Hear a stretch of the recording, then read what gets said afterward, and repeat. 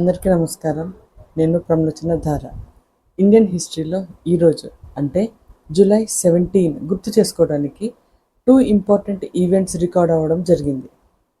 మొదటిది, women enter public services.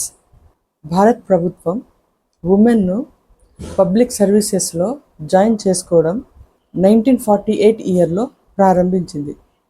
1951 ఇయర్లో అన్నా రాజం మల్హోత్రా గారు ఐఏఎస్ జాయిన్ అవడంతో ఫస్ట్ ఉమెన్ టు జాయిన్ ఐఏఎస్గా, అండ్ 1972 ఇయర్లో కిరణ్ బేడీ గారు ఐపీఎస్ జాయిన్ అవడంతో ఫస్ట్ ఉమెన్ టు జాయిన్ ఐపీఎస్గా హిస్టరీలో నిలిచారు. రెండోది, ఫ్రమ్ మెడ్రాస్ టు చెన్నై. అప్పటి వరకు మెడ్రాస్ అని పిలువబడే సిటీ పేరును తమిళనాడు స్టేట్ గవర్నమెంట్ 1996 ఇయర్లో చెన్నైగా రీనేమ్ చేయడం జరిగింది.